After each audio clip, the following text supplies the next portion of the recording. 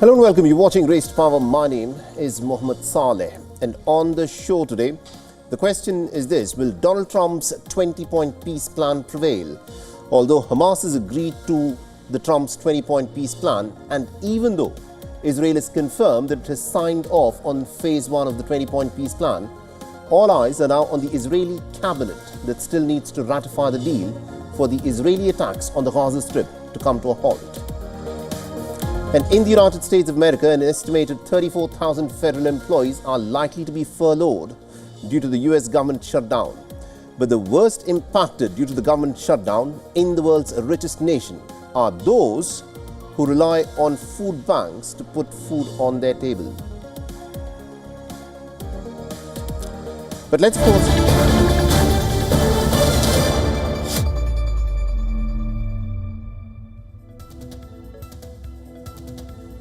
of course start with some breaking news that in fact just come in, where the American President Donald Trump's Israel visit has been confirmed. The Israeli President's office has confirmed Trump's upcoming visit. Trump will land in Israel for a short visit on Sunday, that is the 12th of October. And according to the Israeli Prime Minister's office, Netanyahu has invited Donald Trump to address the Israeli parliament, the Knesset. Netanyahu extended the invite to Donald Trump during a phone call between the two leaders a short while back, and Trump's visit to Israel comes shortly after the American president announced the first phase of the agreement between Israel and Hamas, which is yet to be ratified by the Israeli cabinet before the Israeli attacks on the Gaza Strip can come to a halt. Now, the Twitter handle of the Israeli Prime Minister has also released a photograph showing Netanyahu putting a giant medal around Donald Trump's neck. This obviously is the Nobel Peace Prize medal. This is what the Israeli Prime Minister's office has put out on its social media handle, its official social media handle. The post is calling for a Nobel Peace Prize to be given to Donald Trump.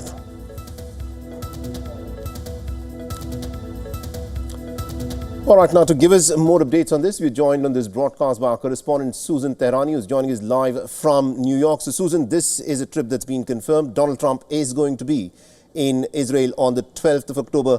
Give us a sense of what's actually riding on this crucial visit by the American president to Israel.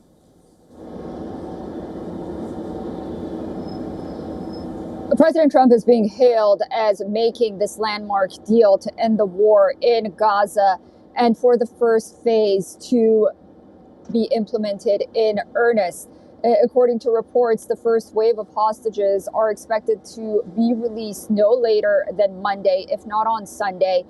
The president's office here, the White House, announced late last night that the president will be going on Friday to Walter Reed Medical Center for a routine checkup, meet with troops, and then will possibly head to the Middle East. We now have that confirmation from the Israeli Prime Minister's office that he is indeed going to be in Israel on Sunday, if not earlier. We'll have to wait and see if the plan comes out that he's going to visit Egypt as well. It's important to note that the president is expected to have a cabinet meeting following that landmark deal in just a few hours from now. We're expecting to hear more about the president's plans, his itinerary, and where this deal stands as we speak. Indeed, we'll have to see as to where this, of course, is headed. Thank you very much, Susan Tehrani, for joining us with all those updates there. All right, so this, of course, is the big story of the moment. Hamas and Israel have agreed to the first phase of Trump's Gaza peace plan. But remember, for the ceasefire to come into effect, the deal still needs to be ratified by the Israeli cabinet and signed by the Hamas leadership. So all eyes are now on the Israeli cabinet meeting, which is expected to begin shortly. Now, if this deal is signed, then there could be a path for peace that will open up in the Gaza Strip after 2 years of complete devastation that has been wreaked on this occupied Palestinian land, in which more than 67,000 Palestinians have been killed and more than 150,000 Palestinians have sustained some very grievous injuries, often having to undergo amputation. Now, Trump's 20-point peace plan is what could be a beginning of what is going to be a very long and most definitely a difficult road to some kind of peace.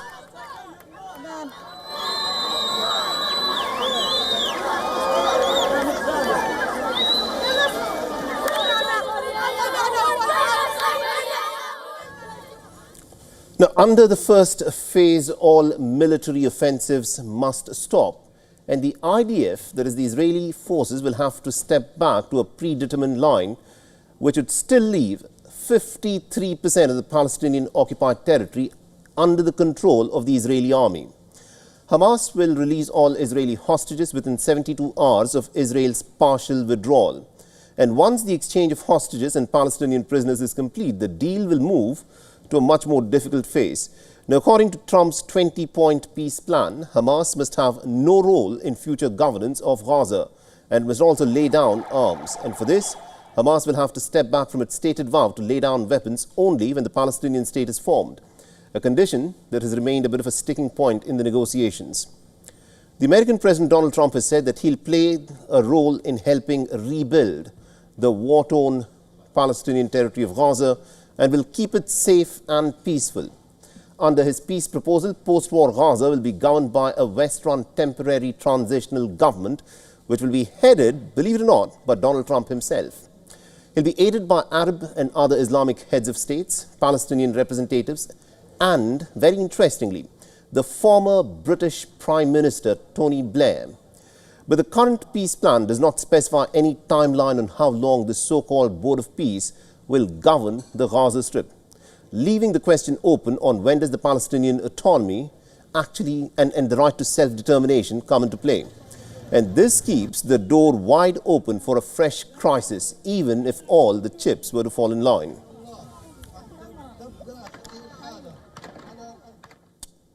All right, now joining us on the broadcast from Berlin, we've got Dr. Volker Stanzel, who is a distinguished fellow at the German Institute for International and Security Affairs. Ambassador Stanzel, thank you very much indeed for joining us here on WION. Now, there is many a slip between the cup and the lip. This 20-piece-point plan has been agreed to, the first phase of it, both by Hamas and the State of Israel. Israeli cabinet is yet to ratify it, and they're meeting to ratify this peace deal in some time from now. But the question that I want to ask you is this: do you think both Israel and Hamas are on the same page when it comes to the many aspects of this peace deal which can result in a lasting peace? Is that a possibility? Good question, but I think the two sides don't know the answer either. They're very far apart from each other. And while it may be easy to get the cabinet to agree to the peace proposal and to what the 20 points plan of Donald Trump, because the pressure is enormous, considering that the whole world has put pressure on both Trump and on Netanyahu to finally agree to the plan of releasing hostages on the one side and to give up arms by Hamas on the other side. While this was the case, look at the next steps that have to be taken. Because so far the Israeli cabinet contains people who are against PLO state. Mm-hmm. But of course, there will be peace in the region in a longer term only if the plan for a Palestinian state is implemented. And I can see many obstacles to that and very few factors that would promote it. And let me say this on both sides, of course. To get Hamas to relinquish their arms and to relinquish power in Gaza is as difficult as it is to get the rightists in the Israeli cabinet to agree to a PLO state. I think that's a very crucial point that you've raised, that there can only be lasting peace if there is Palestinian statehood that is given to the Palestinian people. Now, the Israeli Prime Minister's office has put out a social media post giving the Nobel Peace Prize to Donald Trump, who's expected to be in Jerusalem on the 12th of October. Now, Donald Trump is the guarantor of this peace plan. He is the one who's the architect of this peace plan. But once the hostages are released, no one knows as to what will happen to this peace plan, because then Netanyahu, we do not know, because the Israeli army would still continue to occupy about 53% of the Gaza Strip. What do you think happens once the hostages have been handed back in this case? Again, nobody knows what's going to happen then.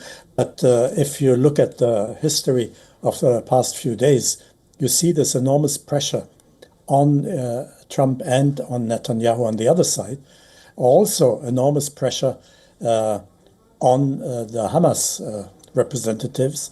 And this pressure has been exerted by the moderate Arab states, who have great interest in getting along with Donald Trump for economic reasons, for the future of their region on the Arab Peninsula.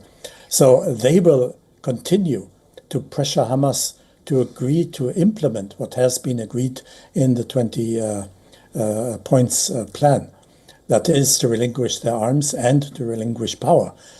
So that is important as it is that Trump continues to exert pressure on the cabinet, on Netanyahu himself.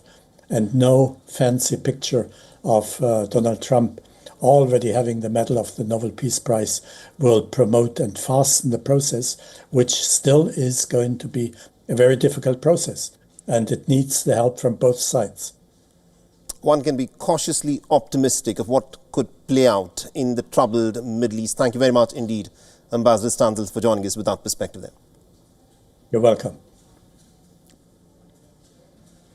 All right, so let's now shift our attention to what is happening in the United States of America, where another day has begun in the United States with the government still shut. Now, the impact of the partisan standoff is severely impacting the workers and the staff who do not have a livelihood till the government, of course, starts functioning again. However, during a media interaction, the American president said that most workers who've been affected by the government shutdown will still get their paycheck. Now, Trump has lashed out at the Democrats for shutting the government down over medical benefit schemes. All I want to do is very simple. I want to get the country open, and then we're going to discuss that. And we'd like to, Obamacare is a horrible mess, and it has been from the beginning. We want to make it better, stronger, even if it costs more money, we want to make it better. The Democrats want to make it worse. The Democrats want to approve health care for illegals coming into our country, many of them coming in from prisons and mental institutions and drug dealers. Now, the U.S. Internal Revenue Service is expected to temporarily suspend or to furlough more than 34,000 federal employees as the shutdown drags on, and there appears to be no promise of negotiations between the two parties anytime soon. So as the days drag on, it is the humanitarian groups and the food banks that are preparing for increased demands after lost jobs and no paychecks are likely to bite the ability of people in the United States of America to put food on the table. Anytime someone suddenly doesn't receive a paycheck that they're expecting for their house and their livelihood, it can really cause a lot of stress on themselves and their families, and it can cause a need for them to seek support from places like St. Vincent de Paul to get the food that they need to feed their families, to get help with rent, to get help with utilities. And we expect that we could see some increases with people in our community needing that help.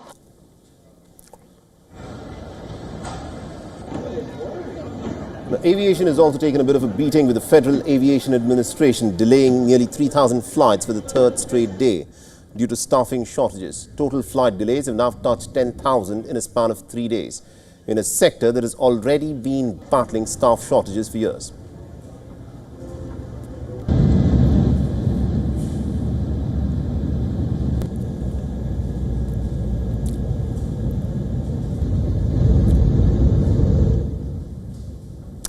And France will soon be getting its sixth prime minister in less than 2 years. The President Emmanuel Macron's office has now released a statement on Wednesday saying that a new prime minister is going to be appointed within the next 48 hours. Now, Emmanuel Macron is scrambling to find a new leader till Friday after the outgoing Prime Minister Sébastien Lecornu resigned less than a month after he was appointed. Lecornu's resignation sparked talks and possibility of an early election. However, the leader said that the discussions with political parties have yielded a consensus that a majority of the lawmakers were not in favour of the parliament being dissolved for early polls. Now, the political deadlock has mounted trouble for Macron, whose 5 past appointed prime ministers have all failed in achieving a consensus in the parliament. The budget for 2026 has further divided sentiment across political parties, who have repeatedly tabled motions of no confidence against the past prime ministers. The left-leaning parties are now demanding for a left-wing prime minister in the office, while the right has some pretty conflicting demands. Now, in the middle is Emmanuel Macron, who's increasingly facing isolation and anger over a persistent political deadlock in France. The question, of course, is this: will he get it right with the next appointment, or will Macron be pushed to resign over the ongoing crisis that is affecting the leadership in his country?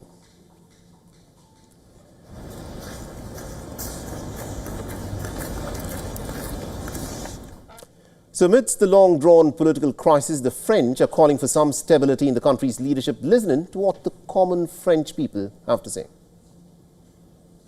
Well, having a prime minister who stays in office would be a good start, I think. And then, obviously, things need to move forward and reforms need to be implemented. I think we need to stabilize the budget. Complicated. It's very complicated. It's been going on for a while, but that's when you don't respect the people's choice. Over time, you pay the consequences. Well, the president should announce his resignation, not immediately, but after a while, so that people can develop programs for government and the French people can express themselves at the ballot box again and give legitimacy to the government. Today, the institutions are very damaged. It is urgent to repair them.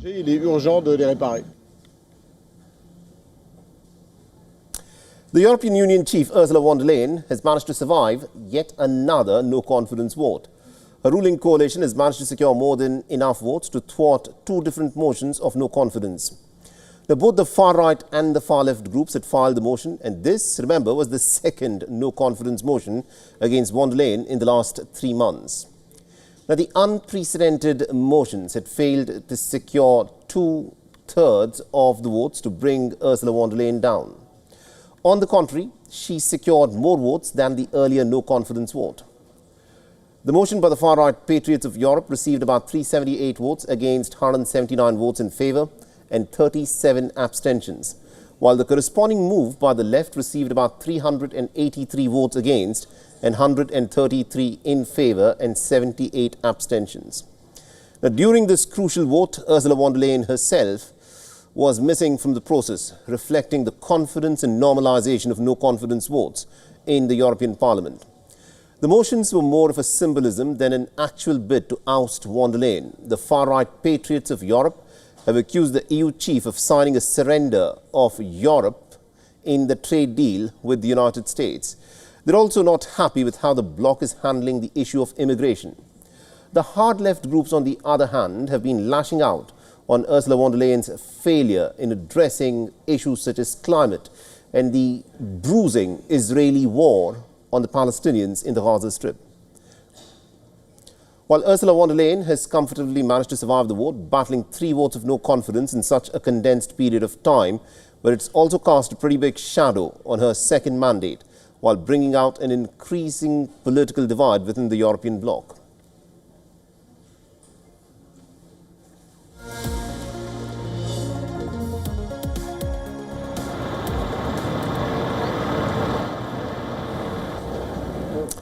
Madagascar's capital is burning. The Gen Z-led anti-corruption movement is gaining momentum after the protesters rejected dialogue with the country's president. A fresh wave of demonstrations unfolded a short while back as the protesters have renewed their demand for President Rajoelina's immediate resignation.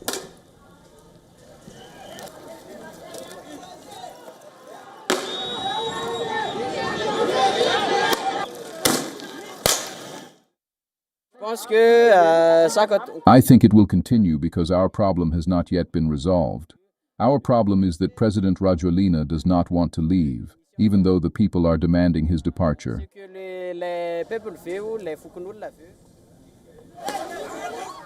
Now, the police were seen firing rubber bullets and also tear gas as security forces are trying to quell the escalating demonstrations in Madagascar's capital.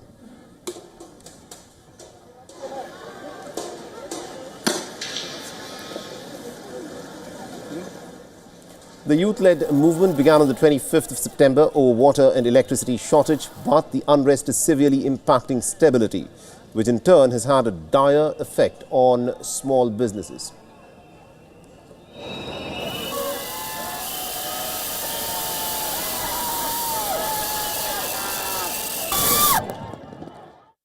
Mas idina satria We will have to close the restaurant because there are no more customers, you can't keep merchandise, and there's no money. I support the protest because I'm a victim. I'm one of the victims. After the incumbent president sacked the whole government and appointed a new prime minister, the protest has evolved into a larger political uprising against him. The demonstrators have also repeatedly accused the government of ignoring their grievances for more than a decade.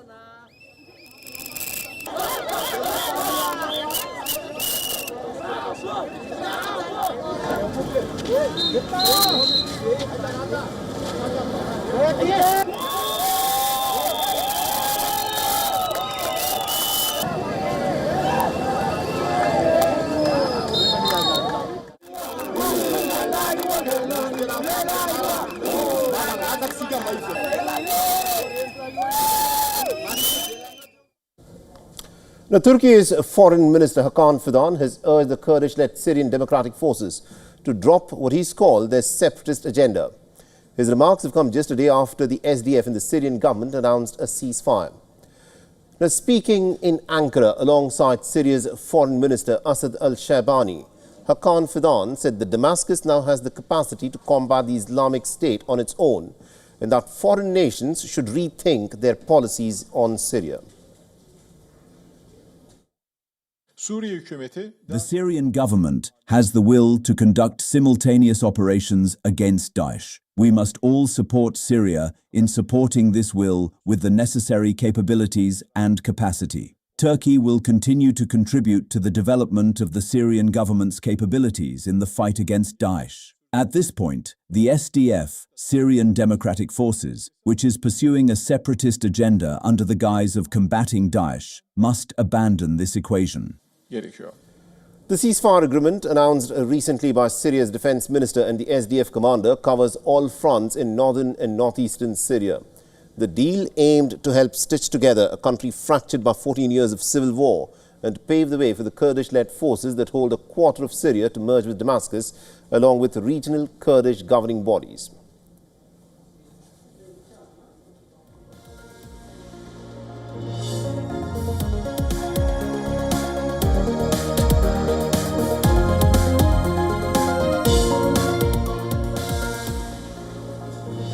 Now, Pakistan's ruling alliance is facing some fresh internal turmoil.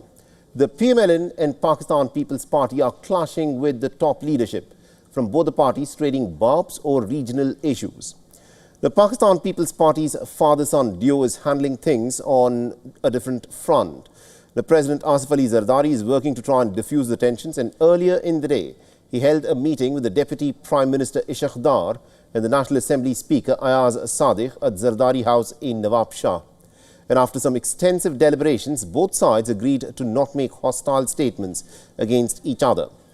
The son Bilawal Bhutto Zardari is handling things on the party front. He has called for a meeting of the top party leaders where he'll discuss the escalating rift with Shehbaz Sharif government. At the centre of the rift is water. The Punjab Chief Minister, who also happens to be the daughter of the former Prime Minister Nawaz Sharif, has issued a statement on the Cholistan Canal that is a long-standing bone of contention between the PPP-dominated Sindh and the PMLN-dominated Punjab. Now, Maryam Nawaz has said that Punjab has the right to use Indus water as it wishes. In response to this, the PPP staged a walkout of the National Assembly. Another issue that is also drifting both partners apart is the question of floods. Now, the PPP is demanding that funds for the flood victims should be used from Benazir Income Support Programme, while the Punjab government is insisting to fund it from their own resources. The escalating back and forth has raised questions about the durability of this coalition.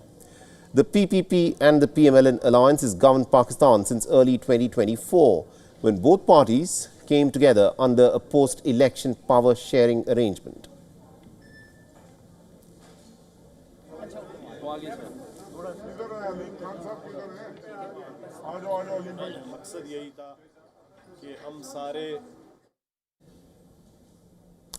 And with that, it's a wrap on this edition of Race to Power. Thanks for watching.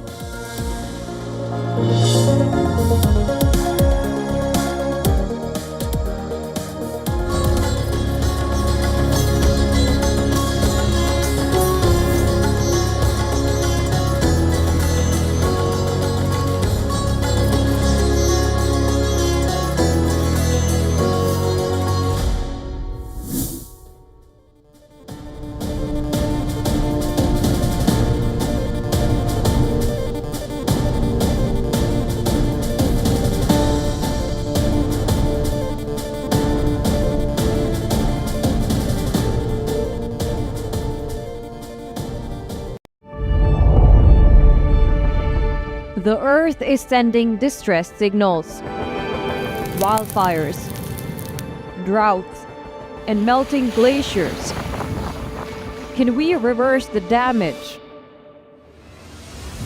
Explore the harrowing effects of climate change. It's a wake-up call. Global emergency. Climate Tracker on WION World is One.